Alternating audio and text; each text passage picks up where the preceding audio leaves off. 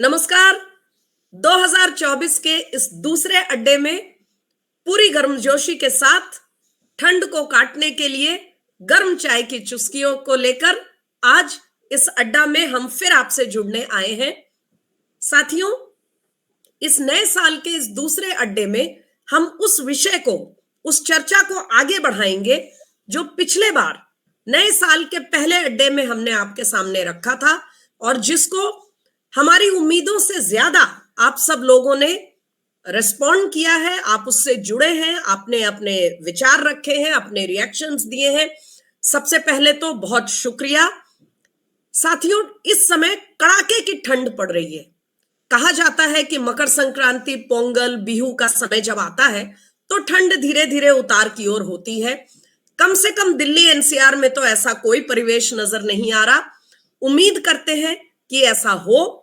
तब तक के लिए आप जहां भी हैं और जिस नाम से भी इस त्योहार को मना रहे हैं, मकर संक्रांति, पोंगल, बिहू, उत्तरायण, आप सबको पूरे अड्डा की टीम की तरफ से बहुत बहुत शुभकामनाएं।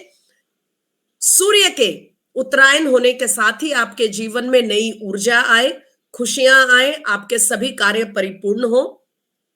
साथियों, इस ठंड में भी एक राजनीति में एक बहुत ही गर्मा गर्म माहौल तैयार हो गया है। आपको ध्यान होगा, पिछली बार हम ये बात कर रहे थे कि ज्यादातर विपक्षी खेमे की पार्टियां जो हैं वो एक धर्म संकट में दिख रही हैं राम मंदिर में प्राण प्रतिष्ठा के कार्यक्रम को लेकर। जाएं या ना जाएं, और जाने ना जाने से भी ज्यादा उस पर क्या उनको अपना रवैया अपनाना है, उनका स्टैंड क्या होगा, ये कहीं ना कहीं उसमें स्पष्टता की कमी थी। इन 7-8 दिनों में कुछ स्पष्टता तो आई है। कांग्रेस पार्टी का शीर्ष नेतृत्व उन्होंने जाने से मना कर दिया है। हालांकि उनके कई राज्यों का नेतृत्व वहां जा रहा है, कुछ समय से पहले जा रहा है, कुछ समय के बाद जाने की बात कर रहा है। इसी तरह अखिलेश यादव है, अन्य पार्टियां हैं।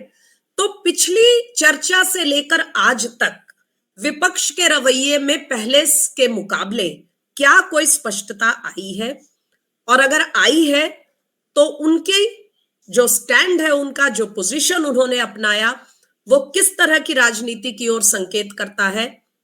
और सबसे महत्वपूर्ण आज की चर्चा का सवाल कि जो विपक्षी दल या नेता राम मंदिर में प्राण प्रतिष्ठा के 22 जनवरी के कार्यक्रम से दूरी बना रहे हैं, वो इसमें धर्म की बात कह रहे हैं, शास्त्रों की आड़ ले रहे हैं, क्षमा कीजिएगा, और ऐसे ही अन्य कारण दे रहे हैं, विधि विधान का हवाला दे रहे हैं।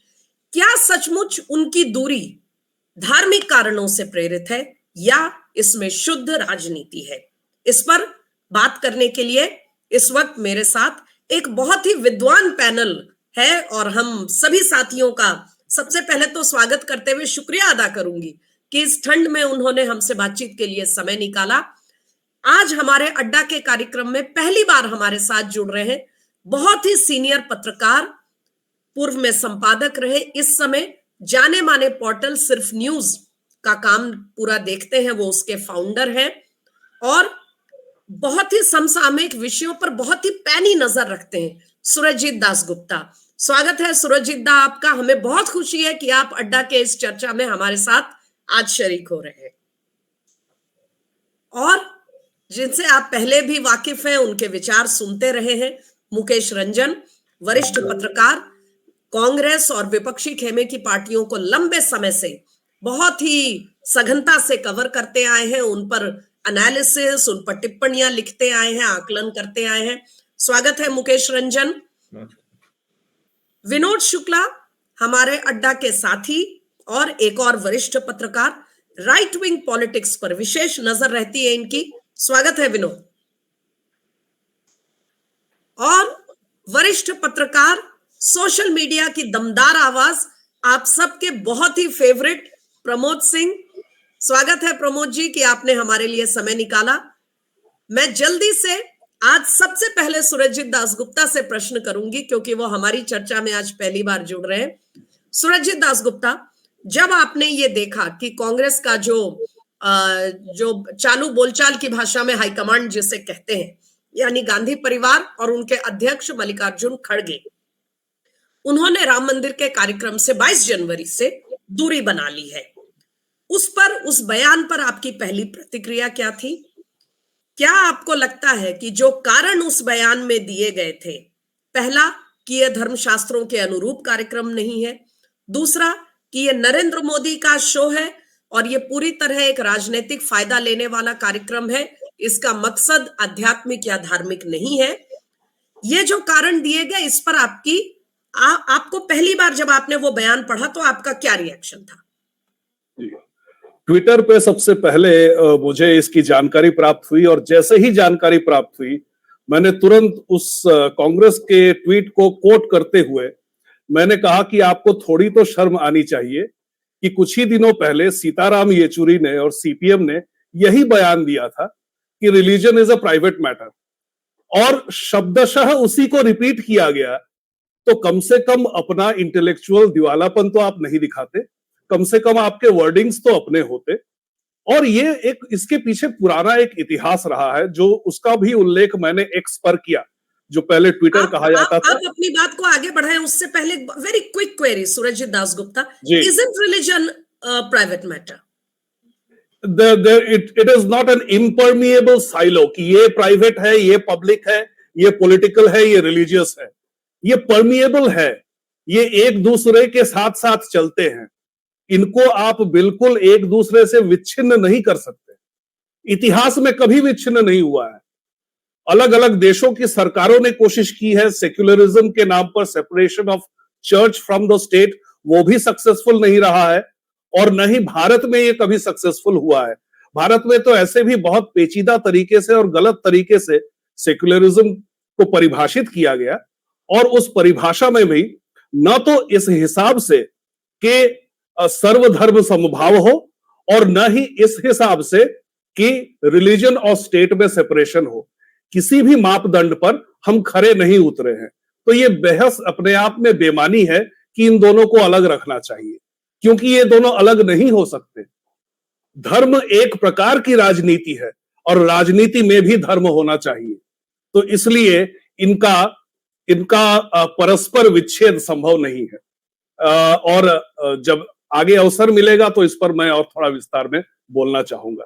ये जो 22 जनवरी वाले कार्यक्रम पर जी तो 22 जनवरी वाले कार्यक्रम पर ये जो विपक्ष की पार्टियां एक एक करके, सबसे पहले तो कम्युनिस्ट और उसके बाद कांग्रेस वाले, उन्होंने कहा कि हम इसमें शामिल नहीं होंगे। तो इसके पीछे देखिए ये जो है 60 के दशक के अंत से चला आ रहा है, जबकि इंदिरा गांधी की सरकार को गूंगी गुड़िया कहा जाता था और पार्लियामेंट में नो कॉन्फिडेंस मोशन आने की सूरत में उनकी सरकार गिर सकती थी। तो उस समय उन्होंने कम्युनिस्ट से सहायता मांगी थी। उन्होंने कहा था कि हमें बदले में क्या मिलेगा, तो उनको कहा गया कि आप देश की शिक्षा व्यवस्था अपने हाथ में ले लो। तब नूरुल हसन कमेटी बनी थी। तो तब से लेकर आज तक केवल यही नहीं, बीच में अगर हम 80 के दशक के बीच की बात करें, जबकि श्री राम जन्मभूमि का आंदोलन जो है अपनी चरम सीमा पर चल रहा था, उस समय ये दोनों पार्टियां या ये दोनों गुट जो है वो इस दुविधा में थी कि क्या हम ये जो लोकप्रिय आंदोलन है इसमें शामिल हो जाएं, क्योंकि राजनीति तो यही कहता है कि अगर कुछ लोकप्रिय है तो उसका फायदा उठाया जाए। दूसरी तरफ ये कि हमारी जो विचारधारा है, खासकर कम्युनिस्ट विचारधारा है, उसके अंतर्गत तो हमें नास्तिक होना चाहिए। तो नास्तिक हो अगर तो हम इसमें कैसे शामिल हो। तो उस समय सीताराम येचुरी ने, मुझे याद है ये शायद 88 या 89 की बात है, स्टेट्समैन में इंग्लिश में, बांग्ला में आनंद बाजार पत्रिका में और हिंदी में शायद मैंने आर्यावर्त में पढ़ा था। उनका एक लेख था जो कि अलग अलग भाषाओं में अनुवादित होकर प्रकाशित हुआ था। उसमें उन्होंने लिखा था कि विष्णु के 10 अवतार हैं, वो असल में चार्ल्स डार्विन का इवोल्यूशन ऑफ स्पीशीज का एक प्राचीन रूप है। और सोचिए वो भी एक प्लेजियराइज्ड थॉट है, वो सीताराम येचुरी का ओरिजिनल थॉट नहीं था। बहुत पहले जब मैं वो लेख पढ़ रहा था तो मेरी माँ ने अखबार में झांक कर देखा, बोला क्या पढ़ रहे हो? तो मैंने बोला ऐसा ऐसा कुछ लिखा है सीताराम येचुरी ने सीपीएम के। उन्होंने कहा कि मैं जब कॉलेज में पढ़ती थी तो ब्लिट्स एक पत्रिका आती थी और ब्लिट्स के संपादक होते थे रूसी करंजिया। ये उनकी थियोरी है जो मैंने 60 के दशक में पढ़ी थी। तो ये इनका हाल है, इनका मतलब बौद्धिक दिवालापन है, और ये एक दूसरे को फीड करते हैं। एक डिसाइड करता है, दूसरा फॉलो करता है। दरअसल आपने you have given a historical perspective. आपने एक भारतीय राजनीति की एक पृष्ठभूमि आपने दी है जी कि जी क्यों कांग्रेस आज जो स्थिति में है, जो बयान दे रही है, उसके पीछे क्या सोच हो सकती है। जी वैसे तो इसमें कई स्ट्रेन्स, आपकी बातचीत में कई स्ट्रैंड्स निकले हैं। एक उसमें सिर्फ सबसे महत्वपूर्ण पहलू पर मैं मुकेश रंजन के पास आऊंगी और फिर विनोद जी उसी पर आपसे भी आप विचार लूंगी। मुकेश रंजन, आप कांग्रेस को बहुत समय से कवर करते आए हैं, उनकी राजनीति को आपने करीब से देखा है। शायद आप हमें बता सके कि जब राम मंदिर आंदोलन के विषय को लेकर बता रहे हैं, जैसा सुरजीत दासगुप्ता ने कहा कि कांग्रेस को तय करना कठिन हो रहा था कि क्या उसमें से कौन सा पोजीशन है। आज भी जब कांग्रेस ने ये स्टैंड लिया तो उनके कुछ वरिष्ठ नेता खिलाफ चले गए, अर्जुन मोढवाडिया जैसे पुराने उनके मंजे हुए सीजन नेता। और कई राज्यों में अभी भी तरह तरह की तैयारियां चल रही हैं कांग्रेस के नेतृत्व में 22 जनवरी को लेकर। कहीं से सामग्री भेजी जा रही है, कहीं से वहां उनका राम नाम का जाप चल रहा है, दर्शन करने की बात हो रही है। मैं आपसे ये जानना चाहती हूं कि जब पार्टी के नेतृत्व ने अलग होने का तय किया, क्या वामपंथियों को या बाकी सहयोगियों को छोड़िए, क्या उन्होंने अपनी पार्टी के अंदर कोई राय मशवरा नहीं किया? क्या उन्होंने नहीं देखा कि उनकी पार्टी के खुद के नेता कितने असहज हैं इसको लेकर? और अगर किया तो यानी उनकी बातचीत को दरकिनार कर दिया गया पूरी तरह? आपको क्या लगता है? इसमें ऐसा है कि जो कांग्रेस का नया जो कल्चर है, जो कांग्रेस 80-90 और उसके बाद इस नई शताब्दी में जो कांग्रेस का जो लीडरशिप रहा, कांग्रेस में ये जो चर्चा करना और लोगों से पूछना, पूरी पार्टी को एक साथ ले चलना, ये परंपरा कांग्रेस में खत्म हो गई है। कांग्रेस टॉप डाउन अप्रोच से काम करती है। जो टॉप डाउन अप्रोच होता है कि जो हाईकमान हो गया तो उनको लगता है हमने जो डिक्टाट दे दिया उस डिक्टाट पे ही पूरी पार्टी फॉलो करेगी। और ये बहुत बड़ा कारण है कि जो ग्रासरूट पे जो कांग्रेस की पकड़ हुआ करती थी वो पकड़ खत्म हो गई है हाईकमान की। और जो ग्रासरूट के लीडर्स हैं, तो आप देखेंगे एक के बाद एक ग्रासरूट के लीडर्स उनको छोड़ रहे हैं और वो अपने लिए ग्रीनर पास्चर ढूंढते हैं, दूसरी पार्टियों में चले जाते हैं। भारतीय जनता पार्टी में ही कई सारे कांग्रेस के नेता चले आए जिनका ग्रासरूट में, जिनका लोगों के बीच में अच्छी पैठ थी। तो ये कांग्रेस का जो डिसीजन मेकिंग प्रोसेस है वो टॉप डाउन मेथड पे चलता है, नीचे से कुछ भी नहीं आ रहा है। तो ये एक बड़ा प्रॉब्लम है और ये प्रॉब्लम पिछले 2 दशक से चल रहा है। और जो करंट लीडरशिप, शायद उसमें सबसे लेटेस्ट छोड़ने वालों में मिलिंद देवड़ा है, जो पार्टी के वरिष्ठ सांसद रह चुके हैं, मंत्री भी थे। और सबसे बड़ी बात है कि वो एक ऐसे समय में गए हैं जब राहुल गांधी की यात्रा का दूसरा जो चरण है, दूसरी यात्रा शुरू हुई, उसी दिन सुबह सुबह ये समाचार पार्टी को मिला। हाँ, तो देखिए जैसे मिलिंद देवड़ा के जाने का जो कारण है वो कारण कुछ अलग भी हो सकता है, क्योंकि उनकी सीट जा रही है उद्धव ठाकरे वाले शिवसेना के पास। वो सीट एडजस्टमेंट में तो बहुत तरह के वो एक हो सकता है, पर ये जो यदि सीट एडजस्टमेंट भी कर रहे हैं तो अपने लोगों से, नीचे से लोगों से किसी से बात करने की माने परंपरा ही खत्म हो गई है।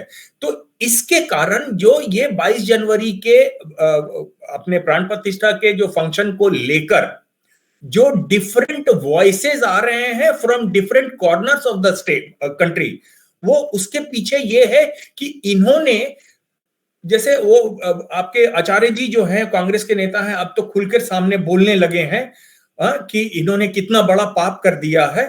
तो वो दिक्कत क्या है कि ये जमीन से कटा हुआ आलाकमान है और एक अलायंस। ये जमीन से कटने वाली चीज पर विनोद जी से जल्दी से टिप्पणी लूंगी और फिर प्रमोद जी से भी।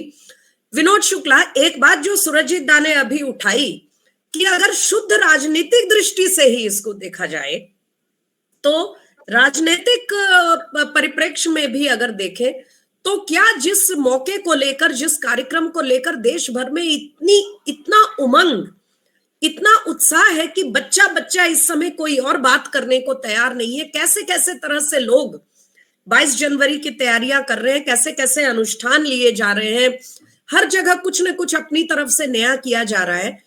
अगर शुद्ध इसको राजनीतिक चश्मे से भी देखें तो क्या राजनीति आप अपने आप को देश की जो आकांक्षा है वो जिस दिशा में जा रही है उससे विपरीत दिशा में ले जाकर, क्या आप कोई राजनीतिक इसमें, is there any political wisdom in it?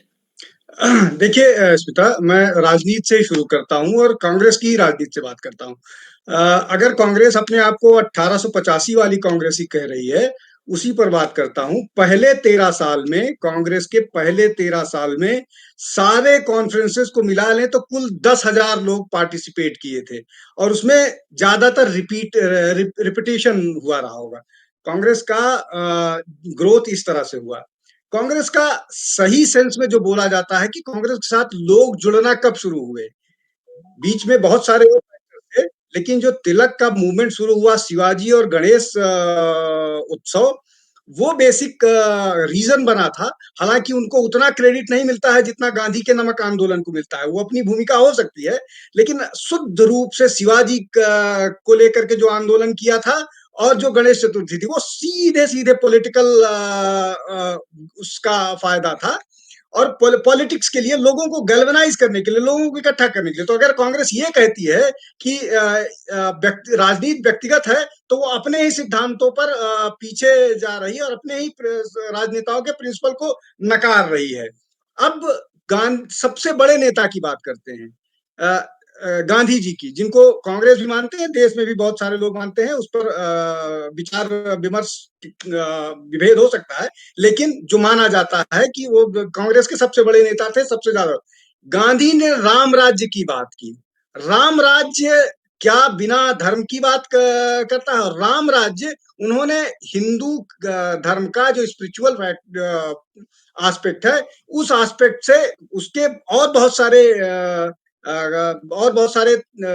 Factors हैं, लेकिन हिंदू राम राज्य की बात की ना, तो आप कहां से अलग कर सकते हैं? तो ये सिर्फ इससे बचने की कोशिश है कि हमको वहां जाना न पड़े, कोई न कोई बहाना। और दूसरा ये कि कांग्रेस ने तो बहुत पहले अपना जो इंटेलेक्चुअल वो है, वो गिरवी रख रखा है लेफ्ट के पास।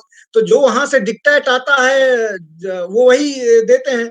तो उनका सारा इंटेलेक्चुअलिज्म जो है वो गिरवी है लेफ्ट के पास, वो वहीं से सारा ऑर्डर आता है, डिक्टेट आता है, आइडियाज आते हैं, ये बात। लेकिन इस बार तो वो शंकराचार्यों को कोट कर रहे हैं, ये कह रहे हैं कि ये जो विधि विधान है ये कुछ भी शास्त्र सम्मत नहीं हो रहा है, सिर्फ एक राजनीतिक फायदे के लिए हो रहा है। हम ऐसे धार्मिक कार्यक्रम में क्यों शामिल हों जिसमें कि कोई भी काम शास्त्र सम्मत तरीके से नहीं हो रहा और हिंदुइज्म का सिर्फ नाम दिया जा रहा है, और जो भी हो रहा है वो जो शंकराचार्य, जब वो नहीं उसको कन्विंस है तो बाकी कोई क्या कहेगा? इस पर क्या कहना आपका? देखिए, मैं बिल्कुल, जब अगर शंकराचार्य राजनीति कर सकते हैं तो राजनीतिक दल भी धर्म की बात कर सकते हैं। शंकराचार्य राजनीति कर रहे हैं, उनको राजनीति से बचना चाहिए।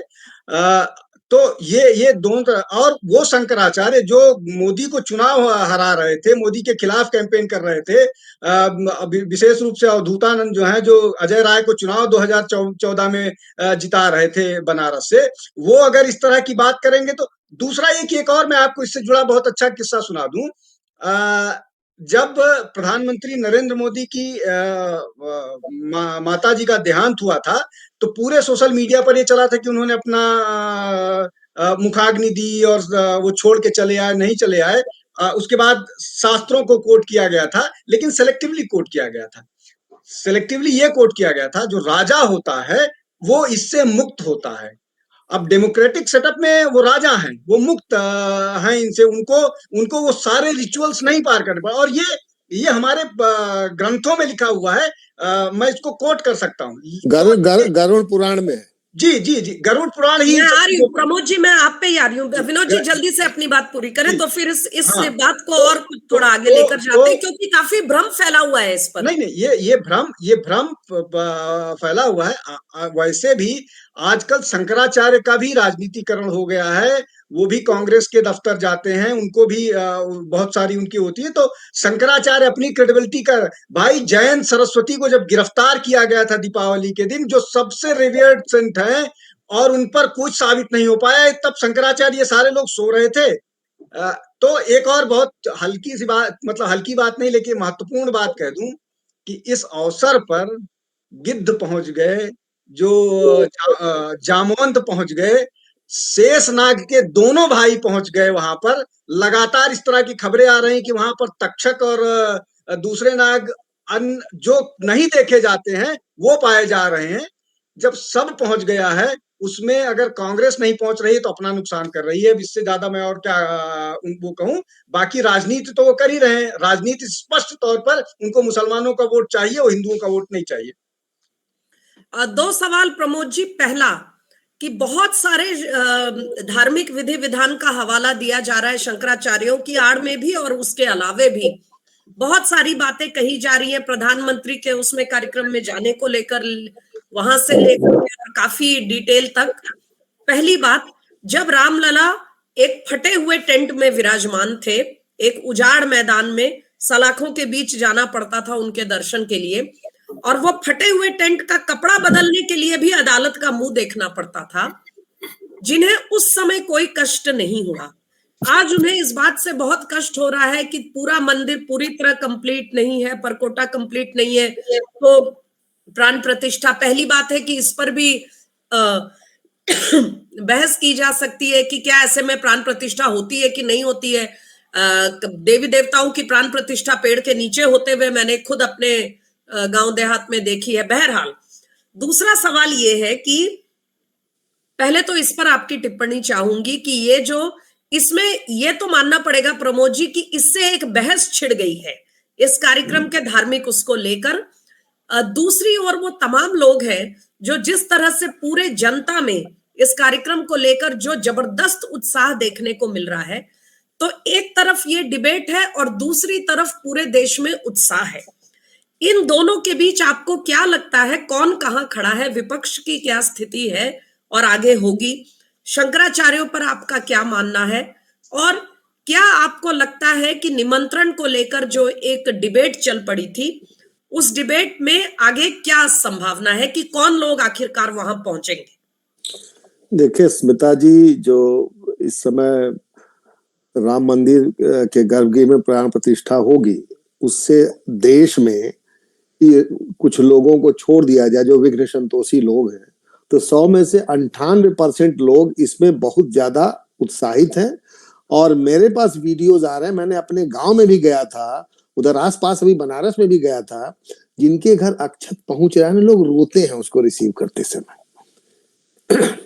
तो ये जो कांग्रेस के लोग हैं या ये जो पॉलिटिकल शंकराचार्य हैं, जो निश्चलानंद सरस्वती हैं, उन्होंने अपने पहले जो शंकराचार्य थे निरंजन देव तीर्थ, उनके बारे में नहीं पढ़ा या उनके बारे में जानते नहीं कि राम जन्मभूमि में उनकी क्या भूमिका थी। एक और उस समय कांग्रेसी शंकराचार्य थे स्वरूपानंद जी महाराज, जिनको कहा जाता कांग्रेसी शंकराचार्य, रामालय ट्रस्ट बनाकर दिग्विजय सिंह जो उनको फीड करते थे वही गाना गाते थे। अभी देखें श्रृंगेरी पीठ के, कांची पीठ के जो शंकराचार्य हैं, उन लोगों ने स्टेटमेंट जारी किया है। शंकराचार्य तो भी है, पूरा समर्थन है कार्यक्रम को। और दूसरी बात यह है कि पहली बात ये समझ में आती, जब भी कोई मंदिर बनता तो उसकी प्राण प्रतिष्ठा में शंकराचार्य का मत कब से लिया जाने लगा।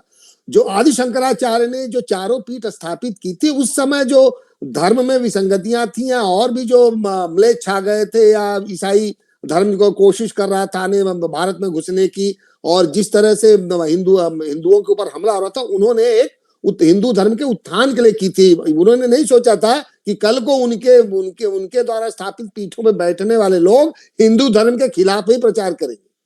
और पहली तो आपको क्यों लगता है आपको कि कैसे अचानक प्राण प्रतिष्ठा के कार्यक्रम में ये सभी शंकराचार्य सामने आकर इतने मुखर हो गए और कार्यक्रम का विरोध किया? ये इसमें सबसे ज्यादा दुख तकलीफ पीड़ा किसको है? कांग्रेस को है। कांग्रेस कर्मचारियों को मुझे लगता है कि लोगों ने फीड किया होगा। अभी मैं पढ़ रहा था निश्चलानंद सरस्वती के बारे में कि यहाँ पे जहाँ पे इनका खुद का पीठ है, उधर जनता दल जो बीजू जनता दल की सरकार, उसने काफी जो है 15-17 जो कंस्ट्रक्शन गिरा दिए थे, तब तो बोले नहीं गए। और वैसे भी जब रामलला जब उसमें 32 रुपए के उस पे 32 रुपए का था मेंटेनेंस का खर्चा, और बाबरी एक्शन कमेटी वाले शाम को जाके चेक करते थे 33 रुपया तो नहीं आ गया है। उस 32 रुपए में ही उनको चढ़ावा और उनका कपड़ा वपड़ा होता था, कोर्ट में जाना पड़ता था। अब मंदिर बन रहा है, अच्छा प्राण प्रतिष्ठा होने के बाद मंदिर पूर्ण होता है, इसमें ध्वज भी लग जाए। ध्वज भी मैंने पूछा था, जब 22 को आप जाएंगे तो मंदिर की जो ध्वजा है वो आपको लगी मिलेगी, और मंदिर करीब करीब कंप्लीट है। खाली अभी उसमें क्या ऊपर असली मंदिर तो वही होता है जहाँ गर्भगृह होता है, ऊपर तो और भी जो चीजें लगेंगी वो उसमें साथ साथ चलता है, उसमें कोई बड़ी बात नहीं है। यहाँ पे जो एक सवाल जी अपनी बात पूरी करिए, फिर मैं सुरजीत दास से इसके राजनीतिक पक्ष पर एक सवाल पूछूंगी। नहीं, अब ये शुद्ध राजनीति हो रही है। पहली बात ये है कि अगर आप हिंदू हैं, हिंदू धर्म में विश्वास करते हैं, तो भाई अब और तो आप कम्युनल कैसे हो जाएंगे? और अगर आप मजार में जाते हैं और मस्जिद में जाते हैं तो आप सेक्युलर कैसे हो जाएंगे? हिंदू उत्थान की जब बात हो रही, इसमें हिंदू जागरण काल है, ये इससे लोगों को खतरा है। जो इस समय जो एक भावनाओं का उबाल है और अयोध्या जिस तरह से बदल रही है, पूरे भगवान राम पूरी दुनिया में पूजे जाते हैं। दीपावली उनका त्योहार ऐसा जो यूनिवर्सल त्योहार है, पूरी दुनिया मनाई जाती है। 22 जनवरी को पता लगेगा कौन कहाँ पे है। प्रधानमंत्री ने क्या ये पूरा जो प्राण प्रतिष्ठा के कार्यक्रम के पहले ये पूरा जो विवाद और ये बैक एंड फोर्थ चल रहा है, ये इसीलिए है क्योंकि देश में भावनाओं का जो उबाल है उसमें कुछ लोगों को अपनी राजनीतिक जमीन पूरी तरह खिसकती नजर आ रही है? स्पष्ट तौर पर देखिए, राजनीति में ऐसा होता है कि जब आपको किसी एक विषय पर अपनी बात रखनी है, लेकिन आप उस विषय के विशेषज्ञ नहीं माने जाते, तब आपको लेजिटिमेसी के ठप्पा के लिए आपको किसी ऐसे व्यक्तित्व की आवश्यकता होती है जो अगर आपकी तरफ से बोल दे तो आपकी बात ज्यादा न्यायपूर्ण लगती है। तो जैसे मान लीजिए कि अगर मैं किसी और क्षेत्र से इसकी तुलना करूं तो पीवी नरसिंह राव को आर्थिक सुधार करने थे, लेकिन वो स्वयं अर्थनीति के विद्वान नहीं थे, तो उन्होंने एक आरबीआई गवर्नर को फाइनेंस मिनिस्टर बना दिया, ताकि जो वो करना चाहे, जो परिवर्तन वो लाना चाहे, उस पे एक एकेडमिक ठप्पा लग जाए कि किसी आरबीआई के पूर्व गवर्नर ने किया है तो सही किया होगा।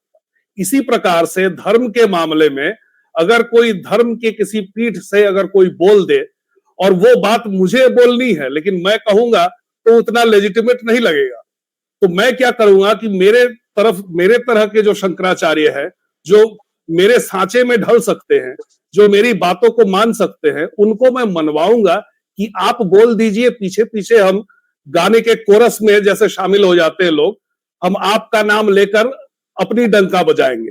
तो बिल्कुल यही बात हुई है। मैं ये तो मानती हूँ कि ये कोरस वाली बात जो है वो साफ नजर आ रही है, इट्स वेरी विजिबल। 3-4 दिनों से पूरा कांग्रेस का जो इकोसिस्टम है वो शंकराचार्यों की बातों को, तमाम धर्मशास्त्र को कोट करके, मुझे लगता है कांग्रेस के अंदर इकोसिस्टम में इतने धर्मशास्त्रों को खंगाला नहीं गया होगा जितना पिछले 3 दिनों में लोगों ने फिर भी वो विफल रहे एक तरह से। गीता जी वो विफल। जी अपना प्रश्न पूरा कीजिए। मेरा प्रश्न केवल सीधा ये है कि ये सब कुछ करने के बाद क्या आपको लगता है कि इसका जो सम टोटल है, कांग्रेस ने एक विवाद तो खड़ा कर दिया, इस बात को तो स्वीकार करना पड़ेगा, लेकिन आम लोगों में जब समय आएगा प्राण प्रतिष्ठा का और उसके बाद आगे चल के जब हम चुनाव की ओर जाएंगे तो क्या आपको लगता है कि इसका फल किस रूप में दिखाई देगा? देखिए, हिंदू समाज, हिंदू समुदाय को तोड़ने की एक कोशिश हो रही है और ये पिछले 4-5 सालों में हो रही है। एक अंश है सोशल मीडिया पर भी जो लोग इसको बहुत ज्यादा उछाल देते हैं, ऐसे इश्यूज को, कि कहीं पर भी थोड़ा सा भी मतभेद दिख जाए तो उसको बढ़ा चढ़ाकर पेश करो तो हिंदू टूट जाएगा। हमेशा से परंपरागत तरीके से राजनीति में आपने देखा है कि हिंदुओं को किस तरह से जाति में बांटने की कोशिश की गई, जबकि मुसलमान को शिया और सुन्नी में नहीं बांटा जाता। या अहमदिया में नहीं बांटाया जाता। क्रिश्चियंस के बारे में ये नहीं कहा जाता कि अरे वो तो कैथोलिक है, वो प्रोटेस्टेंट है और वो प्रेस्बाइटेरियन है या कोई कुछ है। ये केवल हिंदुओं के केस में होता है। और हमारे यहाँ चूंकि अलग अलग पीठ है, अलग अलग संप्रदाय हैं, और वो भी जो पीठाधीश जो है जो इस पर आपत्ति उठा रहे हैं, उन्होंने अभी तक कोई टेक्निकल ग्राउंड दिया नहीं है। मैं इतिहास से 2-3 बहुत साधारण उदाहरण आपको देता हूं कि किस प्रकार से प्राण प्रतिष्ठा मंदिर के पूरा होने से पहले ही किया गया। हम सब आप जानते हैं कि कोणार्क में सन टेम्पल है, लेकिन उसका दरवाजा खुला नहीं है। कोई आज तक कोणार्क टेम्पल के अंदर नहीं गया। क्यों नहीं गया? क्योंकि वो बिल्डिंग जब पूरी नहीं हुई थी और शिखर पे कलश बैठाना था, तो जो राजकुमार था, जो राजपुत्र था नरसिंह देव का, उन्होंने ये जिद पकड़ ली कि कलश मैं स्थापित करूंगा। बहुत से लोगों ने कहा कि बहुत रिस्की है, इतनी ऊपर जाकर तुम कलश बिठाओगे, क्या पता क्या हो जाए। और जो जिसकी आशंका थी वो दुर्घटना घट गई। वो बेचारा राजकुमार जो था वो छत से गिर गया और मर गया। और वही कारण है कि कोणार्क का जो मंदिर है उसका कभी उद्घाटन नहीं हुआ।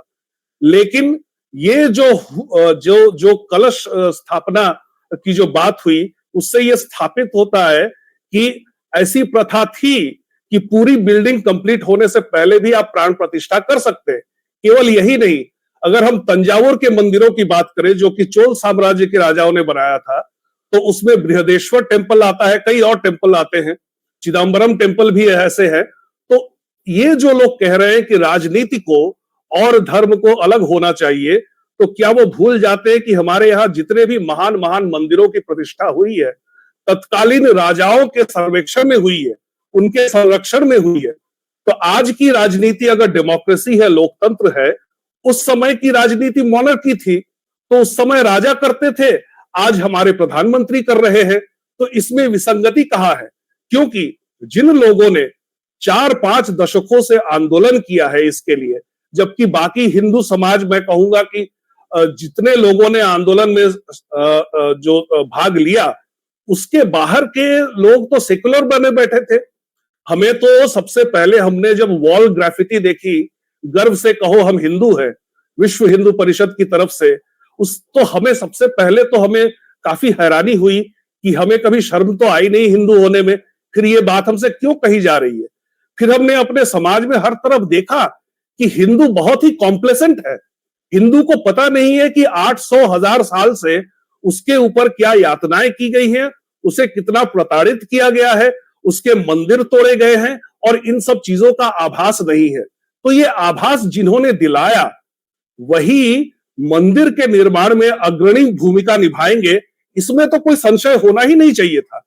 क्योंकि जो लोग प्रश्न उठा रहे हैं वो कहां थे इस पर और आगे बात हो सकती है, कैसे ये जो बहुत, चाहे वो खुशी से हो या लाचारी में हो, लेकिन अब तो बड़े बड़े पॉलिटिकल पंडित्स जो अब तक इस चीज को डिनाई कर रहे थे, वो भी अब ये मानने लगे हैं कि ये हिंदू रेसर्जेंस का, हिंदू रिवाइवलिज्म का दौर है। और ये अब ऐसा नहीं रहा कि सिर्फ एक बुजुर्ग तबके तक सीमित है। देश के युवा, सबसे ज्यादा ये उत्साह युवाओं में दिख रहा है। इस बात को वो मान रहे हैं, वेदर इट इज ग्रजिंगली और हैप्पीली।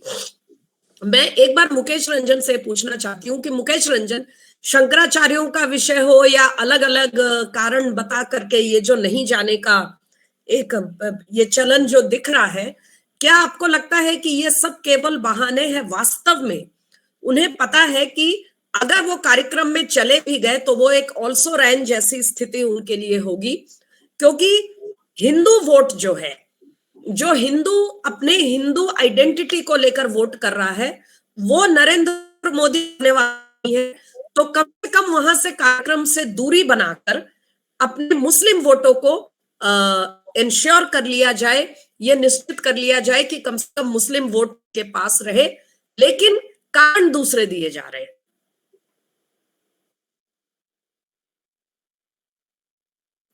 आप म्यूट हैं, अनम्यूट कीजिए, अनम्यूट कीजिए।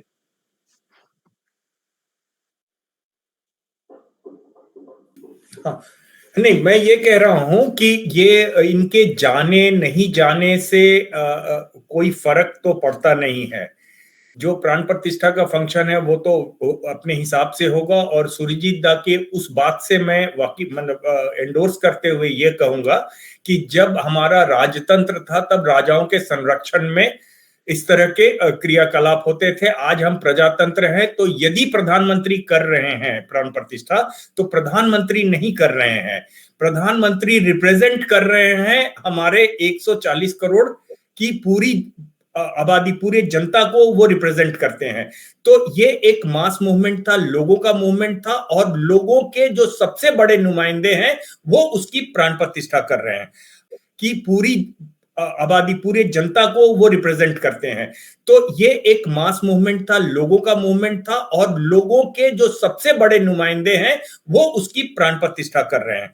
अब इनके नहीं जाने से इनको मुसलमान वोट मिल जाएगा, ये मुझे कुछ अटपटा सा लगता है, क्योंकि आप एक देखेंगे कि बहुत बड़ा तबका है जो मुसलमानों में, जो कि ये कहने पे अब कोई गुरेज नहीं है उनको कि हमारे 5वें या 6ठे 5 पुस्त पहले या 6 पुस्त पहले हमारे घर के लोग ही राम हमारे आराध्य थे। तो अभी जो माहौल है, देश राममय हो गया है, और इस राममय में यदि कांग्रेस या विपक्षी पार्टियां यदि आती तो ये जो राजनीतिक लाभ या लाभ न होने की जो अवस्था है, ये अवस्था बनती ही नहीं। यदि बीजेपी को कुछ लाभ मिल रहा था तो इनके पार्टिसिपेट करने से इनको भी लाभ मिलता। ठीक है, बहुत सीधी सी बात है विनोद शुक्ला। 2 स्थितियां हैं, नहीं जाने से इनको मुसलमान वोट, माइनॉरिटी वोट कम से कम पक्का हो जाएगा, क्योंकि हिंदू वोट वैसे भी इनको उम्मीद नहीं है कि मिलेंगे। दूसरी स्थिति यह है कि चले जाते तो शायद वहां इनको देख करके इनके वोट बैंक में या फ्लोटिंग वोटर्स में भी एक संदेश जाता, और शायद इसका कुछ ना कुछ राजनीतिक लाभ इनको भी मिल सकता था। दोनों में कौन सी स्थिति ज्यादा संभावना आपको लगता है?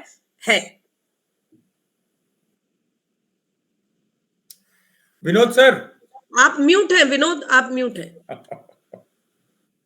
मैं जल्दी इस मामले को 2 पॉइंट से समझाने की कोशिश करता हूं। पहला ये, समय खत्म हो गया है, अपनी बात जल्दी। पहला ये कि बहुत जनता इतनी ओवरवेल्म्ड है कि कांग्रेस ने अपना बड़ा नुकसान किया। एक बात, ओवरवेल्म का एक उदाहरण बता रहा हूं। अनिर्बान गांगुली ने अक्षत एक बूढ़ी महिला को सौंपा, वो बेचारी इतनी अभिभूत थी कि उसने पहले अपने चप्पल उतारे फिर ग्रहण किया। आप समझिए फीलिंग किस तरह की है। अब दूसरी बात मैं करता हूं कि जो बात ये हो रही है कि दोनों स्थिति में कांग्रेस को किसी न किसी का नुकसान था, लेकिन कांग्रेस ने इसी को क्यों चुना, कांग्रेस ने ना जाना क्यों चुना, इसको आप समझिए। कर्नाटक में कांग्रेस जीती है, तेलंगाना में जीती है, वहां पर कांग्रेस को जिताने के लिए मुसलमान वोट ने रीजनल फोर्सेस को डिस्कार्ड किया। एक जगह जनता दल एस को डिस्कार्ड किया, दूसरी जगह भारत राष्ट्र समिति को डिस्कार्ड किया। कांग्रेस को यह उम्मीद लगने लगी है कि उसके पास जो भी अपना बचा खुचा वोट है, अगर वो हिंदी हार्टलैंड में, विशेष रूप से उत्तर प्रदेश और बिहार में, अगर आरजेडी को छोड़ करके और समाजवादी पार्टी को छोड़ करके उनके साथ जाती है तो उनको बड़ा फायदा हो सकता है। शायद वो 2 को 4 कर पाए, या उत्तर प्रदेश में 2 को 1 को 2 कर पाए या 4 कर पाए, और बिहार में कुछ गेन बढ़ा पाए, वेस्ट बंगाल में कुछ बढ़ा पाए।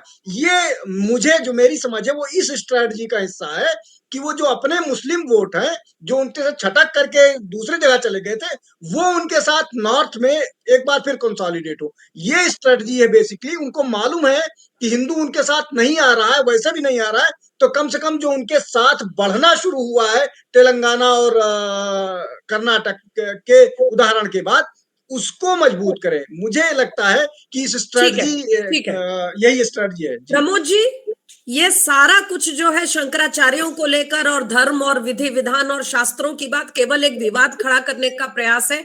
असली खेल मुसलमान वोटों का है, और कांग्रेस की इस समय जो नजर है वो नरेंद्र मोदी से नहीं है, उसका मुकाबला उन रीजनल पार्टियों से है जिसको वो समझती है कि उनसे ज्यादा मुसलमान का वोट कांग्रेस की तरफ आ जाए। असली लड़ाई वहां है। देखिए, तेलंगाना में जो कांग्रेस जीती थी वो रीजनल पार्टी से उसकी 30-35 साल में पहली जीत थी। नहीं तो बीजेपी से डायरेक्ट फाइट में कर्नाटक में होता था, या हिमाचल में, या उत्तराखंड में, या और भी छत्तीसगढ़, मध्य प्रदेश, राजस्थान में। इसने बहुत करीब 30 साल बाद कांग्रेस ने एक रीजनल पार्टी को हराया है। और वो मुस्लिम वोट बैंक जो टीआरएस के पास था, उनका डिप्टी सीएम भी था महबूब अली, जिसको गृह मंत्री बना रखा था, छिटक आ गया। उत्तर प्रदेश में कांग्रेस की स्थिति बड़ी दयनीय है। एक सीट भी मिलेगी, जीतेंगे कि नहीं जीतेंगे तो जब चुनाव होगा तब बताएंगे। और पहले भी कांग्रेस अपर कास्ट, मुस्लिम और एससी वोट के भरोसे इतने साल उन्होंने राज किया। अब उनको वो हिंदू समाज में कंफ्यूजन पैदा करना चाहते हैं, शंकराचार्यों को आगे खड़ा करके। उनको पता है कि मुस्लिम वोट उनके साथ आएगा। Caste caste caste caste census कहते रहे राहुल गांधी। राजस्थान में, छत्तीसगढ़ में, मध्य प्रदेश में ऑन ग्राउंड उसका कोई ट्रैक्शन नहीं था। अब कांग्रेस का कोई नेता उसके बारे में बात नहीं कर रहा। और 22 तारीख को जो प्राण प्रतिष्ठा हो रही है, इस समय कांग्रेस मतलब इसने इतनी ऐतिहासिक भूल करी है कि मतलब इनको मैं लगा ना, वो सब लम्हों ने खदा की थी और सदियों ने सजा पाई, वही हाल होने वाला है। सूरजजीत दासगुप्ता, आखिरी कमेंट आपको दूंगी। आज आप हमारे साथ जुड़े हैं, सिर्फ एक दो वाक्य में बताइए कि क्या वाकई ये सदियों तक सजा झेलने वाली स्थिति हो सकती है कांग्रेस के लिए? क्या कांग्रेस ने हाल ही में जो विधानसभा चुनाव हुए उसमें कास्ट पॉलिटिक्स को फेल होता देखकर अब झक मारकर ये मान लिया है कि उसके पास केवल माइनॉरिटी का भरोसा बच गया है और कुछ नहीं है, इसीलिए इस तरह का स्टैंड पार्टी ने लिया? देखिए, कांग्रेस अपने अंतिम दौर में है। मैं नहीं समझता कि कर्नाटक के चुनाव के परिणाम या तेलंगाना चुनाव के परिणाम को बहुत बड़ा करके आंकना चाहिए, क्योंकि कहीं पर भी अगर बाइपोलर पॉलिटी होती है, वहां जो सत्तारूढ़ पार्टी है उसके अलावा जो सबसे ज्यादा टक्कर में जो है, उसकी संभावना सबसे अधिक होती है। जब तक उस राज्य में वो वस्तुस्थिति बदल नहीं जाती है, तब तक यही साइकिल चलता रहता है। एक बार ये आता है, एक बार वो आता है। तो अगर कांग्रेस ने जीत हासिल की है कर्नाटक और तेलंगाना में, तो उसका कोई बहुत बड़ा फॉर्मूला फिट हो गया मैं नहीं समझता। क्योंकि जो क्षेत्रीय पार्टियां हैं, मान लीजिए बंगाल है, बंगाल में क्या मुसलमान तृणमूल कांग्रेस के बजाय कांग्रेस को वोट देगा? कभी नहीं देगा। या फिर बिहार में क्या वो आरजेडी को न देकर वो कांग्रेस को देगा? नहीं देगा। इसी प्रकार उत्तर प्रदेश में भी नहीं देगा, किसी भी बड़े राज्य, छोटे राज्य को। लेकिन इस बार तो ये मिलके लड़ रहे हैं जी, तो वहां तो संभावना बन सकती है। मिलकर जो लड़ रहे हैं उसमें तो नीतीश सुशासन बाबू जो है वो अभी से उनको प्रधानमंत्री नहीं बनने देने के कारण से फिर से सोच रहे हैं कि भाजपा में शामिल हो जाएंगे।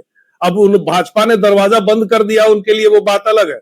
लेकिन देखिए, हर जगह पर यही चीज है कि कोई भी इंडी अलायंस का जो घटक दल है वो केवल अपने ही इलाके में शेर है, उसके बाहर वो कुछ कर नहीं सकता। लेकिन अपने इलाके में जो शेर है वहां वो कांग्रेस को भी नहीं घुसने देगा। और ये कारण है कि जो वैसे भी अगर आप देखें तो जब चुनावी प्रचार होता है तो ये क्या कहेंगे कि हमें वोट दो क्योंकि हम हिंदुओं के खिलाफ हैं, ये कहेंगे क्या? ये तो बेवकूफी होगी। तो वो मुसलमानों को कहेंगे कि हमें वोट दो क्योंकि हम तुम्हारे पक्ष में हैं। वैसा भी अगर वो कहते हैं तो देश की 80% जनता, इंक्लूडिंग सेकुलर जनता, उनके खिलाफ हो जाएगी। क्योंकि स्पष्ट तौर पे जी, शुक्रिया, आपने इतनी स्पष्टता के साथ इस चीज को हमारे साथ जो लोग जुड़े हैं उनके लिए ये स्थिति को साफ करके दिया है। मुझे विश्वास है कई सारे आयाम अभी भी रह गए जो आने वाले चर्चा में हम दोबारा अड्डा में इकट्ठे होंगे और गर्म चाय की चुस्कियों के साथ इस बातचीत को और आगे बढ़ाएंगे। फिलहाल आज की बातचीत में साथियों 2-3 बातें निचोड़ में सामने आती हैं। पहला ये कि आड़ धर्म और शास्त्रों का लिया जा रहा है, लेकिन चिंता वोट की है। चिंता इस बात की है कि हिंदू वोट में पिछलग्गू बनने से बेहतर है कि अपने माइनॉरिटी वोट जो है उनको अक्षुण्ण रखा जाए, क्योंकि सॉफ्ट हिंदुत्व कहीं ना कहीं कांग्रेस ने महसूस किया होगा कि उनके काम नहीं आ रहा है, या शुरू से कांग्रेस का ये खेल रहा है कि वो दोनों तरफ दो नावों में पैर रखते हैं। लेकिन दो नाव में पैर रखने वाले व्यक्ति की क्या स्थिति होती है, इस पर भी जरूर एक नजर रखनी चाहिए। उसका अंतिम नतीजा क्या होता है? हमारे विद्वान साथी यहाँ कह रहे हैं कि ये ऐसी भूल कांग्रेस ने की है जिसका जो खामियाजा है वो सदियों तक उनको भुगतना पड़ेगा। क्या वाकई ऐसा होगा या सचमुच कांग्रेस ने सोच समझ के फैसला लिया है, ये जल्द पता चल जाएगा। तब तक जिस तरह पूरे देश में एक राममय वातावरण बना हुआ है, हमें विश्वास है आप भी अपने अपने तरीके से अलग अलग अनुष्ठान और अलग अलग रीति रिवाज से 22 जनवरी की तैयारी कर रहे हैं।